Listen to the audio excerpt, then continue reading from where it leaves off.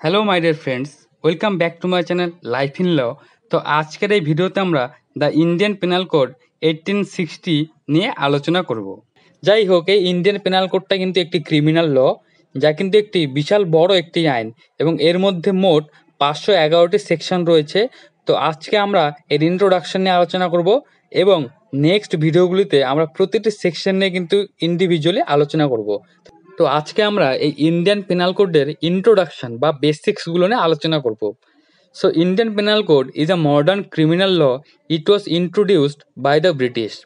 অর্থাৎ এই যে ইন্ডিয়ান পেনাল কোড, এটি হচ্ছে একটি কিন্তু কী ল? মডার্ন, আধুনিক ক্রিমিনাল ল। ঠিক আছে, এবং এই ক্রিমিনাল লটি ইন্ডিয়াতে ইন্ট্রোডিউস করেছিল কারা? ব্রিটিশরা। It was passed by the legislative council on October 1860। অর্থাৎ এই যে ইন্ডিয়ান পেনাল কোড অ্যাক্ট বা আইনটি ছিল, এটি পাশ হয়েছিল কোথায়? ব্রিটিশ লেজিসলেটিভ কাউন্সিলে। This code contains the offences and punishment for the same. অর্থাৎ এই ইন্ডিয়ান পেনাল কোডের মধ্যে বিভিন্ন ধরনের অফেন্সকে এক্সপ্লেন করা হয়েছে এবং সেই সমস্ত অফেন্সগুলোর জন্য কী কী পানিশমেন্ট হবে সেগুলো কিন্তু বিস্তারিত আলোচনা করা হয়েছে। IPC was a uniform criminal law for all the people in British India respective of caste, creed and religion.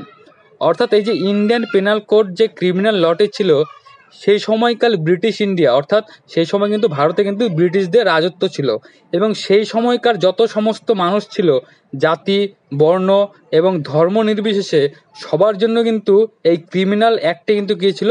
প্রযোজ্য ছিল। অর্থাৎ কেউ যদি কোনো অপরাধ করত, সকলেই কিন্তু এই ইন্ডিয়ান পেনাল কোডের ধারা অনুযায়ী শাস্তি পেত। It specifies the offences and provide provisions of punishment for such offences. অর্থাৎ এই ইন্ডিয়ান পেনাল কোডে বিভিন্ন ধরনের যে অফেন্সগুলো রয়েছে সেগুলোকে কী করা হয়েছিল? স্পেসিফাই করা হয়েছিল এবং সেই সমস্ত অপরাধের জন্য পানিশমেন্টের প্রভিশনস কিন্তু এই ইন্ডিয়ান পেনাল কোডে দেওয়া হয়েছে। For the offence of murder the punishment is death, imprisonment for life or fine or both. অর্থাৎ মার্ডারের জন্য পানিশমেন্ট কী হবে? ডেথ, মৃত্যুদণ্ড, ইমপ্রিজনমেন্ট ফর লাইফ, আজীবন কারাবাস, এবং ফাইন, জরিমানা হতে পারে, আবার দুটোই হতে পারে। তো এই ইন্ডিয়ান পেনাল কোডে এই মার্ডারকে স্পেসিফাই করা হয়েছে এবং কোন অপরাধকে মার্ডার বলবো আমরা সেটি বলা হয়েছে এবং এই মার্ডারের জন্য কী করা হয়েছে? পানিশমেন্টও কিন্তু স্পেসিফাইভাবে দেওয়া হয়েছে। এবার আমরা history of criminal justice in India, অর্থাৎ ভারতে এই ক্রিমিনাল জাস্টিস ব্যবস্থার একটু ইতিহাস নিয়ে আলোচনা করব। British came in India followed by the Portuguese for the purpose of trade. অর্থাৎ ব্রিটিশরা কিন্তু পর্তুগিজদের অনুসরণ করে ভারতে এসেছিল এবং তাদের মূল উদ্দেশ্য ছিল বাণিজ্য করা। Queen Elizabeth one in 1600 granted to establish the east India company. Queen Elizabeth 1600 সালে একটি চার্টারের মাধ্যমে ইস্ট ইন্ডিয়া কোম্পানিকে প্রতিষ্ঠা করার জন্য অনুমতি দিয়েছিল। ইন 1765 রবার্ট ক্লাইভ obtained দেওয়ানি from Mughal emperor and also to superintending administration in Bengal, Bihar and Uড়িষ্যা। অর্থাৎ এই 1765 সালে রবার্ট ক্লাইভ মুঘল এম্পারারদের থেকে বাংলা, বিহার এবং উড়িষ্যায় বাণিজ্য করার অনুমতি লাভ করেছিল। In 1772 Warren Hastings took step for administration of criminal justice. এবং 1772 সালে ওয়ারেন হেস্টিংস হচ্ছে প্রথম যিনি এই ক্রিমিনাল জাস্টিসের যে অ্যাডমিনিস্ট্রেশন বা ব্যবস্থা সেটিকে প্রতিষ্ঠা করার জন্য উদ্যোগী হয়েছিলেন। ফৌজদারি আদালত for the trial of criminal offences was established. অর্থাৎ এই ওয়ারেন হেস্টিংসের উদ্যোগে কিন্তু ফৌজদারি আদালত কী করা হয়েছিল? স্থাপন করা হয়েছিল। কেন চালু করা হয়েছিল? ক্রিমিনাল অফেন্সেসগুলোকে ট্রায়ালের মাধ্যমে নিয়ে বিচার ব্যবস্থার মধ্যে অন্তর্ভুক্ত করার জন্য এবং সেগুলো বিচার করে পানিশমেন্ট দেওয়ার জন্য। This was the start of criminal justice system in India. এবং এই ফৌজদারি আদালত প্রতিষ্ঠার মাধ্যমে কিন্তু ভারতে ক্রিমিনাল জাস্টিস সিস্টেমের উৎপত্তি হয় বা শুরুয়াত হয়। এই তো গেল ইন্ডিয়ান পেনাল কোডের ইন্ট্রোডাকশন এবং হিস্ট্রি নিয়ে। তো এবার আমরা যখন বলছি যে ইন্ডিয়ান পেনাল কোড হচ্ছে একটি ক্রিমিনাল ল, তাহলে তো আমাদের জানতে হবে ক্রাইম কী। কারণ যদি ক্রাইম না হয় তাহলে কে পানিশমেন্ট পাবে, আর আমরা কোন জিনিসটাকে ক্রাইম বলবো সেটা কিন্তু আমাদের জানা দরকার। So crime is an act done in violation of public rights and duties. অর্থাৎ ক্রাইম হচ্ছে এমন কোনো অ্যাক্টিভিটি বা কাজ যেটি কি করে জনগণের অধিকার এবং জনগণের দায়িত্বকে লঙ্ঘন করে বা ভায়োলেট করে।